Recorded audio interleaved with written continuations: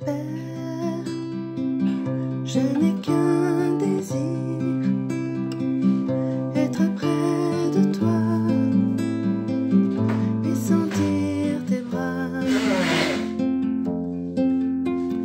Père, tu as envoyé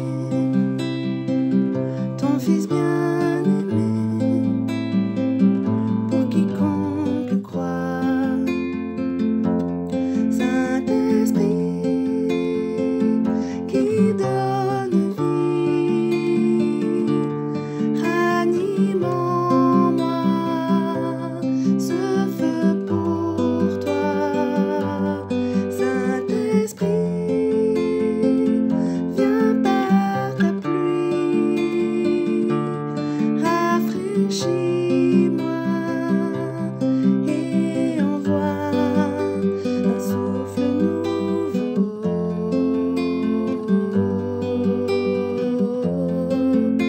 un souffle nouveau,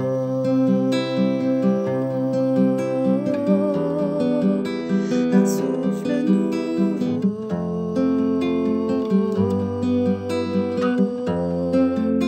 un souffle nouveau.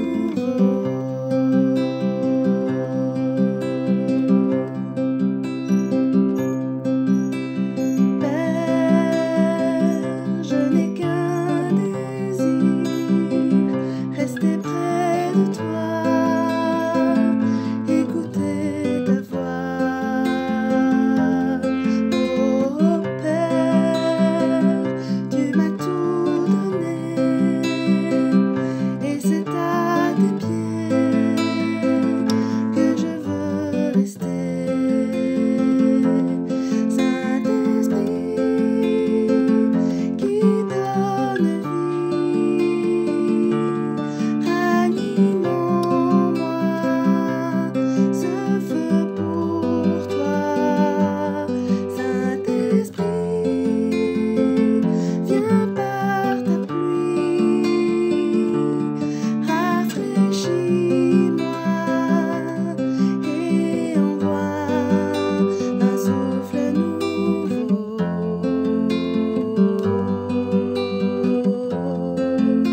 un souffle nouveau,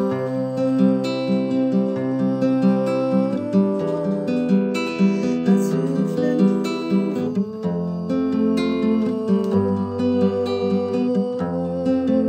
un souffle nouveau.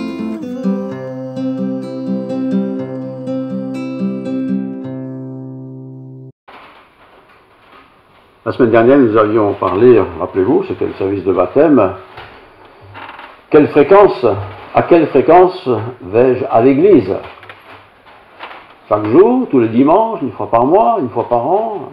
Quelle fréquence me pousse à me rendre à l'église pour rencontrer mes frères et mes sœurs, pour rencontrer bien sûr le Seigneur au travers de l'écoute de sa parole? C'est très important. Très important de mettre un temps à part dans sa vie de tous les jours, dans sa vie hebdomadaire, de mettre un temps à part pour partager ce que le Seigneur veut nous accorder. Cependant, la vie chrétienne n'est pas facile.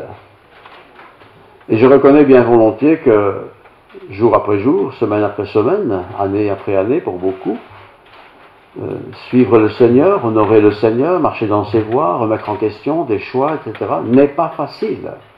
N'est pas facile. D'autant plus que dans la vie, il y a des catastrophes, des malheurs, des tragédies même. Comment faire tout ça? Comment arranger tout ça pour que, quelque part, nous puissions plaire au Seigneur? Parce que nous voulons plaire au Seigneur. Nous voulons plaire au Seigneur selon les critères de Dieu. Pas à notre manière, bien sûr. Mais je suis sûr que tous, nous voulons aussi nous engager à plaire à notre Seigneur. À quelle fréquence aller à l'église? Chacun pourra répondre pour lui-même. Dans l'Évangile, on voit qu'ils étaient chaque jour assidus au temple. C'était une communauté parmi d'autres. Mais cette communauté-là avait fait le choix d'être tous les jours assidus au temple. Comme disait l'autre, oui, mais ils n'avaient pas d'autres loisirs. Oui, certainement, mais quand même, ils étaient assidus au temple. S'engager, c'est difficile. S'engager, c'est prendre un risque. C'est prendre un risque de se retrouver dans quelque chose qui nous dépasse, nous frustre, nous désole, nous attriste. C'est difficile. S'engager, c'est aussi être peut-être pris par un combat auquel on n'a pas pensé, un combat qui nous prend, qui nous saisit. Écoutez la parole de Dieu. Je ne vous donne pas la référence, écoutez le texte. Si donc, et ce texte s'adresse bien à des gens nés de nouveau, hein, être chrétien, c'est pas être christianisé, être né de nouveau, c'est avoir reçu le Christ dans sa vie. Si donc vous êtes ressuscité avec Christ, c'est donc quelqu'un qui a déjà, un homme, une femme, qui a déjà l'assurance que, puisque Christ est ressuscité, je suis ressuscité avec Christ, je vais vivre l'éternité, c'est déjà toute une connaissance de Dieu. Donc si donc vous êtes ressuscité avec Christ, c'est seulement eux, cherchez les choses d'en haut. Cherchez les choses d'en haut. Où Christ est assis à la droite de Dieu. Vous voyez, on cherche les choses d'en bas. On veut se fiancer, c'est en bas, c'est formidable. Mais cherchez les choses d'en haut. Voilà ce que Paul écrit aux Colossiens. Attachez-vous aux choses d'en haut. Donc on les cherche et on s'attache aux choses d'en haut. Moi, je n'ai jamais pêché de ma vie avec une canne à pêche, mais je sais que les pêcheurs que j'ai connus autrefois, ils rêvaient de ça, quoi. D'aller pêcher, de prendre du poisson. Et ils pouvaient rester des heures, je l'ai vu, hein, en regardant l'eau, en espérant que le petit machin bouge, qu'un poisson morde au filet. C'était leur affaire, quoi. Nous, chrétiens, nous voulons être attachés aux choses d'en haut. Pourquoi tout ça? Car vous êtes morts à votre vie, et votre vie est cachée avec Christ en Dieu. Votre vie est cachée avec Christ en Dieu. Quand Christ, votre vie, tiens, à un moment donné, Christ n'était pas ma vie. Et quand je me convertis, c'est-à-dire que j'accepte Dieu, j'accepte les règles de Dieu, enfin j'accepte de comprendre ces choses-là, je veux marcher avec Dieu. Quand tout ça s'est passé en moi, c'est une décision que j'ai prise, c'est ce qu'on appelle la conversion, car vous êtes mort avec Christ et votre vie est cachée avec Dieu. Quand Christ, votre vie, paraîtra, alors vous paraîtrez aussi avec lui dans la gloire. Vous imaginez? Paraître avec Christ dans la gloire. On aime être avec quelqu'un d'important par exemple. On aime bien se mettre près de la pour que le photographe photographie bien et qu'on puisse me voir. C'est humain. Mais être à côté de Christ. Faites donc, si tout ça est notre souhait, et c'est l'église de Colosse en tant qu'église qui est invitée à écouter ce texte, faites donc mourir ce qui dans vos membres, pas les membres de la communauté, je ne fais pas mourir les autres, mais ce qui est dans ma vie, dans mon corps à moi, faites donc mourir ce qui dans vos membres est terrestre. Et c'est mon sujet, la débauche, l'impureté, les passions, les mauvais désirs, la cupidité, qui est une idolâtrie. C'est à cause de ces choses que la colère de Dieu vient sur les fils de la rébellion, ceux qui sont rebelles à Dieu. Ils vont subir toutes ces sanctions parce qu'ils sont rebelles à Dieu. Mais vous, Église de Colosse, vous chrétiens aujourd'hui, nés de nouveau, vous ne faites plus de ces gens qui ne pensent qu'à eux. Comprenez? Faites donc mourir, pour cette raison-là, faites donc mourir dans ces choses-là. C'est à cause de ces choses que la colère de Dieu vient sur les fils de la rébellion. C'est ainsi que vous marchiez autrefois. Avant d'être chrétien, on n'était pas chrétien. Hein. On marchait comme on avait envie. Lorsque vous viviez dans ces péchés. Mais maintenant que vous êtes devenus enfants de Dieu, c'est un choix qu'on a fait. Renoncez à toutes ces choses. Tout ce qui vient d'être décrit, je vais y revenir. À la colère notamment. À la colère. À l'animosité. À la méchanceté. Tiens, c'est bizarre que cette église de Colosse doit entendre lire toutes ces paroles que Paul écrit en disant, enfin, ces gens avaient changé quand même, ils étaient devenus chrétiens. Oui, on a beau être chrétien, parfois, c'est pas le top. Hein. À la calomnie, aux paroles équivoques qui pourraient sortir de votre bouche.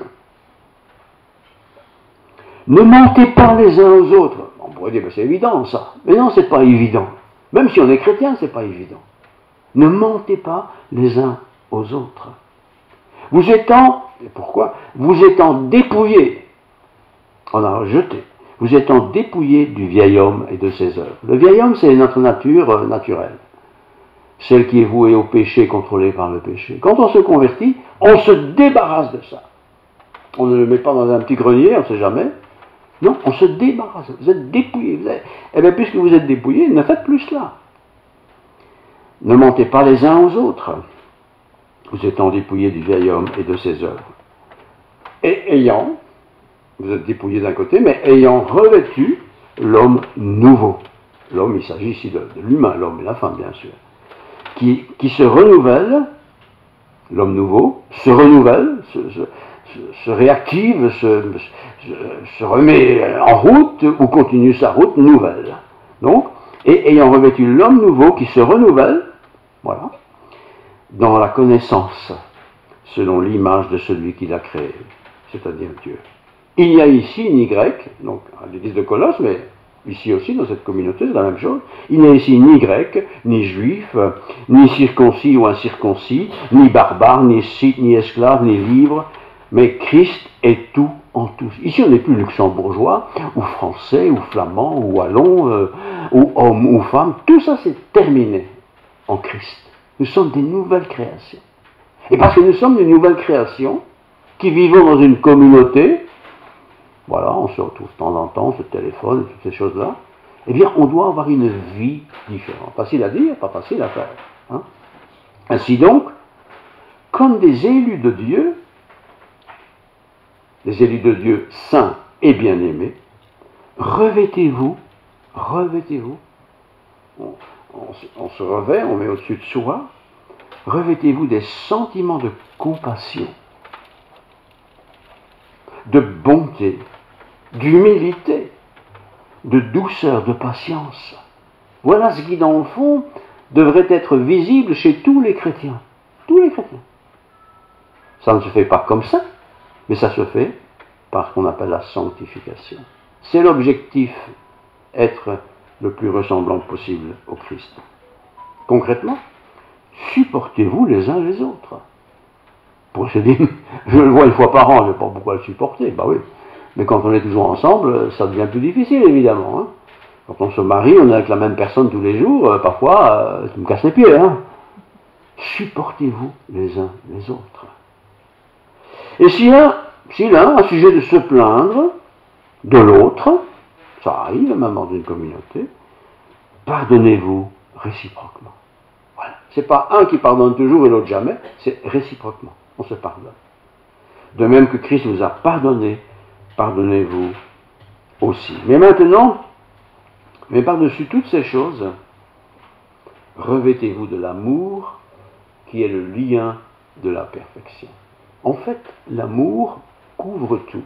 C'est une expression qui revient souvent dans l'Écriture. Donc je reprends maintenant les choses une à une. Voilà, je suis monsieur et madame tout le monde. J'ai été né, je suis né dans une famille, X ou Z. J'ai été à l'école, je travaille, voilà, c'est ma vie. Bah, cette vie, c'est une vie sans Dieu, avec toutes les conséquences de quelqu'un qui vit sans Dieu. Tout le monde n'est pas mauvais, mais quand on est sans Dieu, on est loin du compte, il faut l'avouer. La débauche, pourquoi Paul parle de la débauche de cette église de Colosse? C'était pas tous des tordus dans leur tête. Mais la débauche, c'est tout ce qui ne plaît pas à Dieu. Dans le domaine sexuel, en quelque sorte. La débauche. Allez, hop, dehors de ma vie. Ça n'a rien à faire dans ma vie. Il dit l'impureté. c'est un peu moins violent que la débauche, mais l'impureté. Tout ce qui est impur dans ma vie. Et chacun doit voir pour lui-même qu'est-ce qui est impur par rapport à l'Écriture sainte. Eh bien, je me débarrasse de ce qui est impur. Parfois, certains diront, oh, j'ai besoin de voir des films porno. Hein. C'est impur, ça. Donc je me débarrasse, vous voyez? Je me débarrasse. Ou d'autres choses semblables. Les passions. Ah, j'ai une passion pour, je sais pas, pour aller à la pêche. Pour donner un exemple. J'ai rien d'aller pêcher. Mais si la pêche prend la place de ma vie de chrétien, il y a un problème. Je me débarrasse alors de ma passion d'aller pêcher tous les dimanches. Parce que si c'est le dimanche, je ne verrai pas mes frères et sœurs. Et c'est peut-être pas bien. Je me débarrasse de ça. Ou en tout cas, j'atténue cette passion-là. Les mauvais désirs. Les désirs, c'est ce que j'ai envie. D'avoir envie d'un nouveau costume, il n'y a pas de mauvais désir là-dedans. Mais le mauvais désir viendra si la semaine d'après vous voulez un autre costume. Et encore un troisième costume, et encore un quatrième costume. Ce sont des mauvais désirs, ça c'est exagéré, ça. Débarrassez-vous. On ne peut pas le débarrasser pour l'autre. Hein. C'est moi qui me débarrasse. Et si je suis encombré par des choses qui ne plaisent pas au Seigneur, je m'en débarrasse. La cupidité aussi. La cupidité. Vouloir avoir. Toujours plus. Beaucoup plus. Et Paul, à cette église de Colosse, mais c'est à nous aujourd'hui aussi, nous dit que voilà, vous avez changé par le fait que vous êtes devenu chrétien, vous vous assemblez en communauté, vous les chrétiens de Colosse, mais toutes les communautés du monde c'est la même chose, alors que tout ce qui est terrestre disparaisse de vos vies. L'immoralité, les pensées malpropres, parfois on ne contrôle même pas, ça vient dans notre tête, on se demande pourquoi. On a peut-être vu une image, je ne sais pas. Eh bien, on se débarrasse de ça. Les passions incontrôlées, les passions, je ne sais pas contrôler, je dois me droguer, il faut que je prenne ma drogue, là. Il faut se débarrasser de ça, absolument. Les désirs inavouables, ça ne se voit pas, ça. Mais ces désirs qu'on a en nous, qui ne sont pas nets, qui ne sont pas sains, qui ne sont pas purs, on se débarrasse de ça. Et si on ne sait pas se débarrasser tout seul, on demande l'aide d'un frère ou d'une sœur. Tu veux prier pour moi, s'il te plaît? Et pourquoi tu veux que je prie?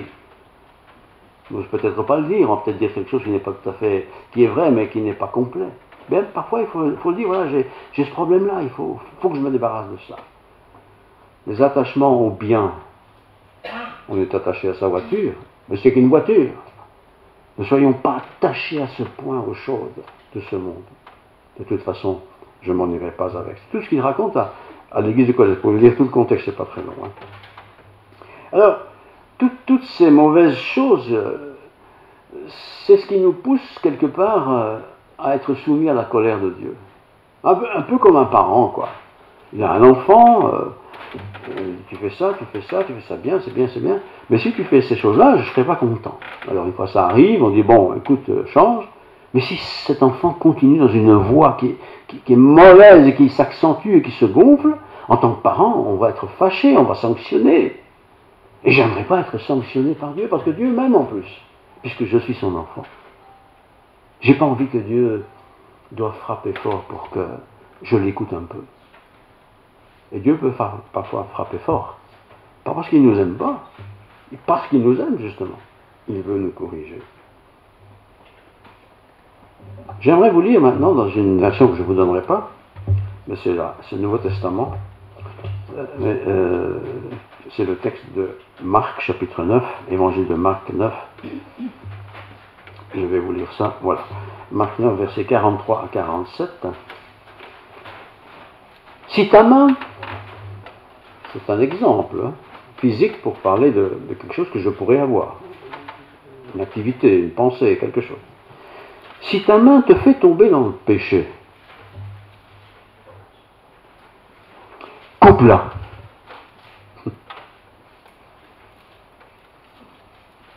Pourtant, Paul explique ça. L'évangéliste Marc explique ça. Si ta main te fait tomber dans le péché, et si Marc le rapporte, c'est parce que le Christ l'a dit, hein, coupe-la. Mieux vaut entrer dans la vie, par la suite de la vie éternelle, avec une seule main, que d'aller avec les deux en enfer. Je relis. C'est incroyable. Si ta main te fait tomber dans le péché, donc si dans notre vie il y a quelque chose qui nous fait tomber dans le péché, eh bien, débarrasse-toi de tout ça. Laisse tomber. Ça peut être une activité de sport. Le sport est très bien. Mais ce sport peut peut-être, s'il est trop violent, trop important, m'amener dans le péché. Je ne pense qu'à ça, je rêve que de ça, je veux être le meilleur du monde. C'est peut-être le péché, ça, vous voyez, un exemple. Hein. Si ton pied, donc ça c'est ta main, si ton pied c'est ce qui te porte, si ton pied te fait tomber dans le péché, coupe-le. Coupe-le, facile à dire. Mieux vaut entrer dans la vie avec un membre de moins que d'être jeté avec les deux pieds en enfer. Le mot est fort, mais Jésus parle toujours de manière claire. Hein. L'enfer, on n'y croit pas, ou on y croit, mais l'enfer, c'est un lieu de tourment, dit la Bible. Un lieu de tourment éternel, sans fin. Vous imaginez? Être en enfer, pour l'éternité, sans fin, pas moyen d'en sortir. Alors faites le choix quand vous êtes bien vivant, et si vous êtes là, vous l'avez sûrement fait, mais en tant que vivant, chrétien, aimant Dieu, nous avons aussi à quelque part à nous sanctifier. Et tout ce qui dans ma vie, en fin de compte, me plonge ou de temps en temps ou souvent dans un péché, il faut s'en débarrasser. Je continue. Si ton pied te fait tomber dans le péché, coupe-le. Mieux vaut entrer dans la vie avec un membre de moins que d'être jeté avec les deux pieds en enfer. Si ton œil qui te pousse au mal et qui risque de te causer la chute, arrache-le, ton œil, et jette-le loin de toi. Mieux vaut entrer borgne dans le royaume de Dieu que d'être jeté avec les deux yeux dans l'enfer. C'est extraordinairement terrible ce passage. C'est l'évangile aussi, ça. Des paroles que le Seigneur a prononcées dans un de ses discours, que Marc nous a transmis. Où le ver rongeur ne peut, donc l'enfer, où le ver rongeur ne meurt point et où le feu ne s'éteint jamais. Les gens pensent que, en fin de vie, je serai libéré de toute souffrance. Et des gens décident de leur fin de vie, c'est ce qu'ils veulent. J'aurai plus de soucis, j'aurai plus de malheur, j'aurai plus de drame, je serai... Voilà. Après la mort physique, il y a l'éternité, nous croyons ça.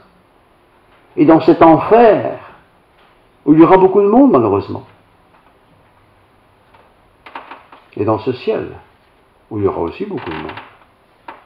Le choix, aller dans l'un ou de l'autre, me dépend de moi. Mais si j'ai choisi Dieu, il faut que ce choix que j'ai fait de Dieu, dans ma vie, ça doit pouvoir se voir. En effet, chacun doit être purifié par le feu, vous imaginez, purifié par le feu, hein, et préparé pour Dieu, comme on prépare l'offrande du sacrifice avec du ciel.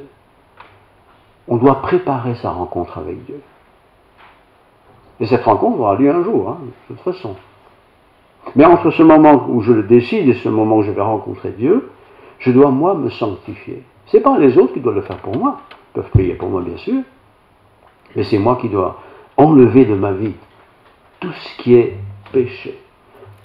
Et c'est l'évangile, ça. C'est adressé à tout le monde, les hommes, les femmes, les adultes, les enfants, n'importe. Alors je peux me complaire en me disant, oui, moi je fais bien les choses, moi je donne à l'église, moi je fais ceci, je fais cela.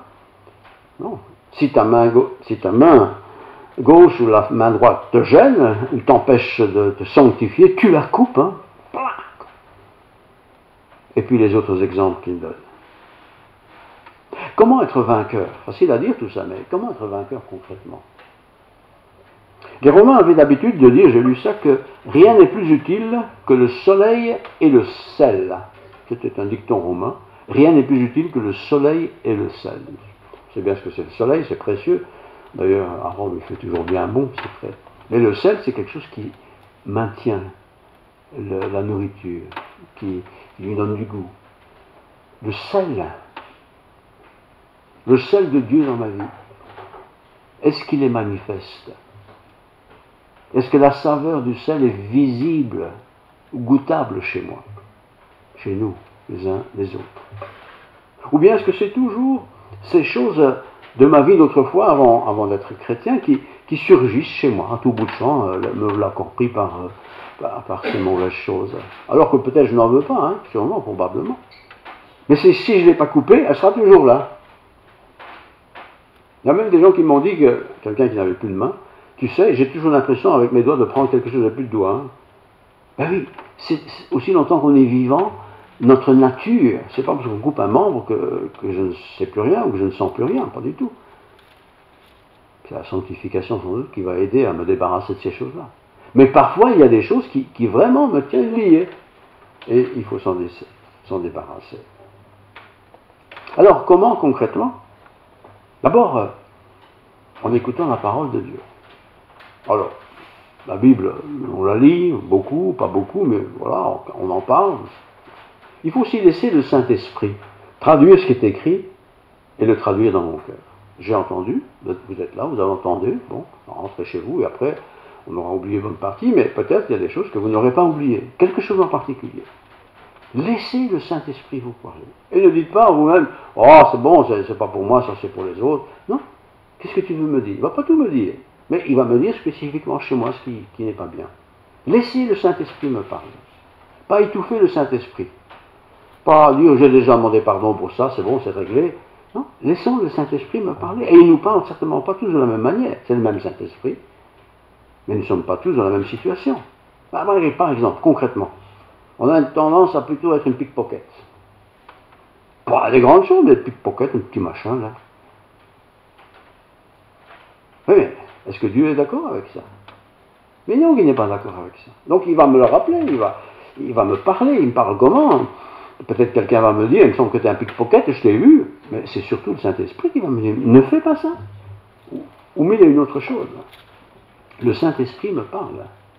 Alors, le Saint-Esprit, vous savez qu'on peut le faire taire. Hein. Je ne l'écoute plus, à un moment donné, il ne parle plus. Parce que le Saint-Esprit, il est poli, tu ne veux plus de moi, c'est tout. Mais tu assumeras.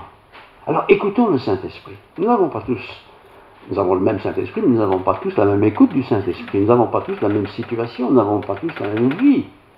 Les uns c'est comme ça, les autres c'est comme ça. Laissons le Saint-Esprit nous parler. Et souvent, quand il me parle, c'est la chose qui n'est pas bien dans ma vie. Alors je l'étouffe en disant, oui, mais je dois demander pardon pour ça, tout ça. Ben oui, peut-être qu'il a bien fait, mais tu as recommencé. Le Saint-Esprit me parle. La parole de Dieu me parle aussi. Les desseins de Dieu pour l'homme sont tous écrits dans la Bible. Il y a tout. Vous êtes là, je suis là, on partage, on communique. Qu'est-ce que Dieu tu veux me dire aujourd'hui? Ah mais c'est pas pour moi, ça c'est pas pour moi, je pense que c'est pour celui qui n'a pas dans le fond, hein. Je le connais, ça lui fera du bien. Non, oui, ça lui fera peut-être du bien, lui, mais ça fera d'abord du bien à moi, même moi qui ai d'abord préparé le message, ça me fait d'abord du bien. Et je me tire les oreilles parce que tu vas parler et toi. Hein? Le Saint-Esprit me parle, la Bible me parle, les ordonnances de Dieu me parlent. Le Saint-Esprit me reprend, il me corrige. Il ne me laisse pas comme ça continuer, il me reprend beaucoup de fois même. Arrête, change, mets-toi en ordre, écoute ma parole. Et il y aura toujours sur mon chemin quelqu'un qui va me dire, oh tout ça c'est pas grave, ça, c'est la vie, c'est comme ça, et voilà. Oui, mais c'est peut-être la vie, mais c'est pas ma vie. Moi je suis un enfant de Dieu maintenant. Dieu qui est 3 fois saint. Le Saint-Esprit me reprend, et parfois même il m'arrête dans ma course. Voilà. Un beau travail, un beau métier, tout va bien. Et catastrophe. J'ai un crash en voiture. Bah, pourtant j'ai fait attention. Catastrophe. Un accident dans ma famille. Et alors, bien sûr, on dit, ah, pauvre petit, oui, mais qu'est-ce que le Seigneur veut me dire par toutes ces choses-là? Le Seigneur n'est pas mauvais, il n'est pas méchant, mais il m'a sûrement déjà averti bien des fois avant. Hein. Mais parfois, il est obligé d'être un sanctionnant très fort. Pour que je m'arrête, moi, son enfant, et que je le suive. Dieu est aussi quelqu'un de très gentil.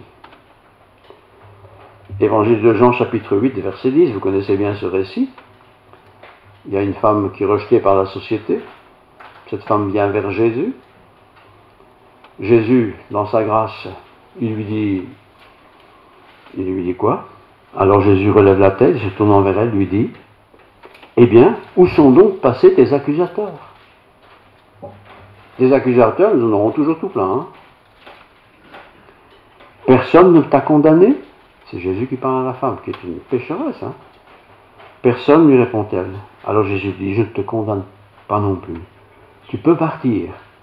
À l'avenir, garde-toi de pécher. Garde-toi de péché. Voilà ce que dit le Seigneur. Il sait bien qu'il y aura encore des péchés dans ma vie. Il le sait bien. Mais je dois me garder de péché. Surtout ces péchés qui sont typiquement les miens, là. Vous voyez? Ça peut être toutes sortes de choses, chacun est différent.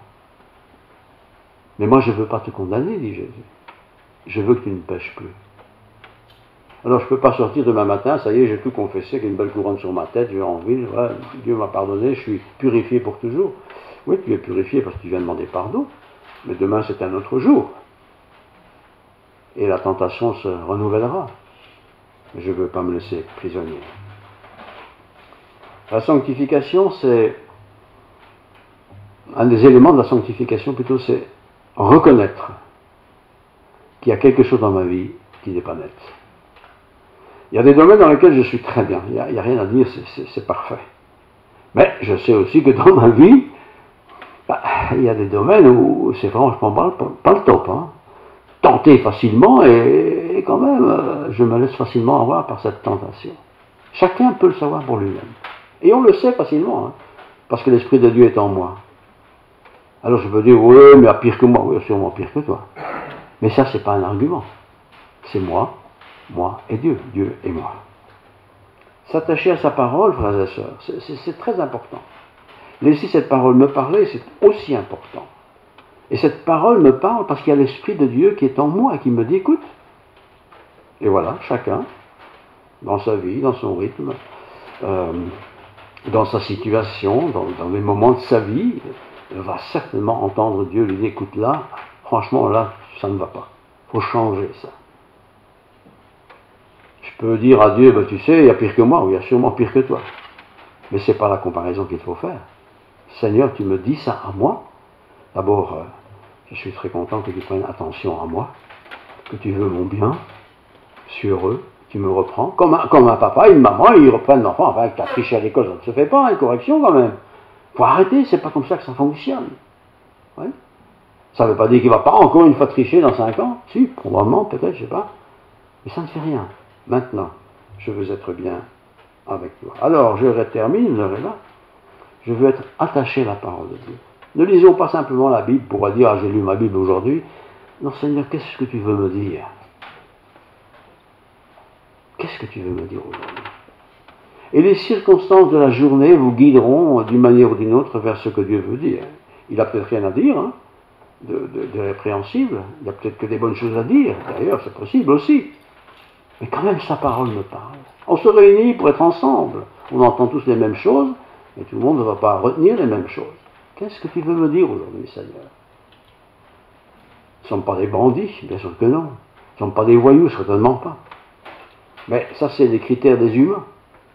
Pour Dieu, il n'y a que le pécheur. Le pécheur, c'est celui qui fait ce que Dieu n'aime pas qu'on fasse. Soyez remplis de l'amour de Dieu, c'est très important. Pas facile d'être rempli de l'amour de Dieu. Et surtout de le vivre, de l'exercer, quoi. Parce qu'il y a des gens qui ne sont pas aimables.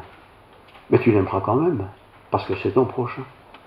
Et tu prieras aussi pour lui. Alors voilà, je rêve d'une église quelque part où il n'y ait que des chrétiens. Mais alors je dirais que mon église est en très bonne santé. Parce que c'est une église où il n'y a que des chrétiens, c'est-à-dire c'est une église qui ne prêche plus l'évangile. Et si on prêche l'évangile, c'est-à-dire c'est auprès des gens qui ne sont pas chrétiens. Alors n'ayons pas peur de parler de Christ. N'ayons pas peur de dire que Christ est quelqu'un qui libère. Nous avons tous au moins été libérés de choses et d'autres dans l'histoire de notre vie. Les grandes choses, ça va, elles sont disparues. Hein, mais il y a toutes ces petites choses encore qui sont là, qui sont fines, qui sont minuscules, mais qui sont là et qui quelque part, nous tiennent un peu coincés. Soyons débarrassés de ça. Et si demain je replonge, pardon Seigneur, j'ai pas voulu replonger. Mais demande pardon et reprends ta route et continue. Et peut-être pendant un mois, ça n'arrivera plus, puis paf, de nouveau. C'est pas possible ça. Mais c'est là qu'on est faible et qu'on a besoin de l'Esprit de Dieu. C'est là qu'on a besoin aussi de la communion fraternelle. On ne va pas dire à tout le monde tous nos péchés, c'est pas intéressant. Mais peut-être quelqu'un qui me connaît, que je connais, à qui j'ai confiance.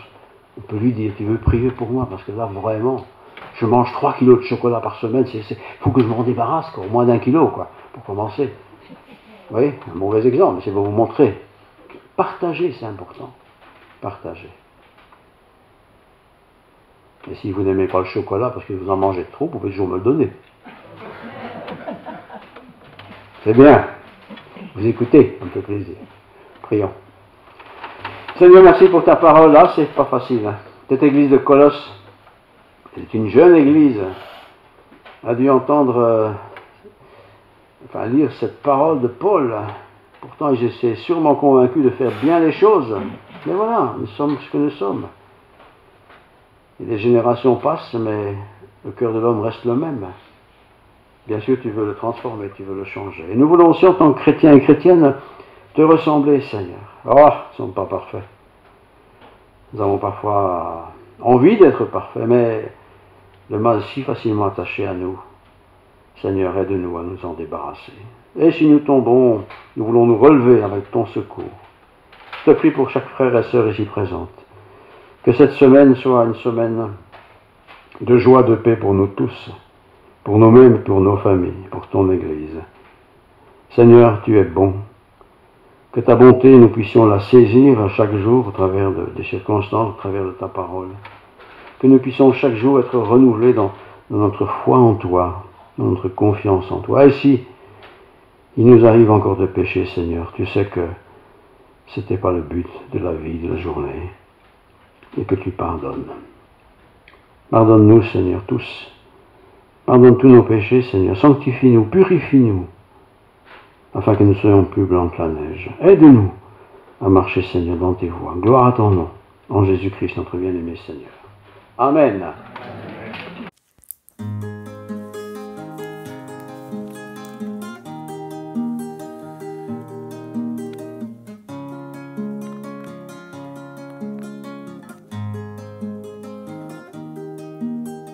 C'est auprès de Dieu que je veux me tenir. Il est mon Seigneur, mon roi. C'est auprès de Dieu que je peux ressentir tout l'amour qu'il a pour moi. C'est auprès de Dieu que je voudrais grandir, entendre le son de sa voix. Je viens devant le trône, par ta grâce je me tiens, en ta présence je lève les cieux vers le lieu saint, pour contempler ta face, je veux rester près de toi. C'est auprès de Dieu que je veux me tenir, il est mon Seigneur, mon roi. C'est auprès de Dieu que je peux ressentir tout l'amour qu'il a pour moi. C'est auprès de Dieu que je voudrais grandir, entendre le son de sa voix. Je viens devant le trône, par ta grâce je me tiens, en ta présence je lève les yeux vers le lieu saint, pour contempler ta face, je veux rester près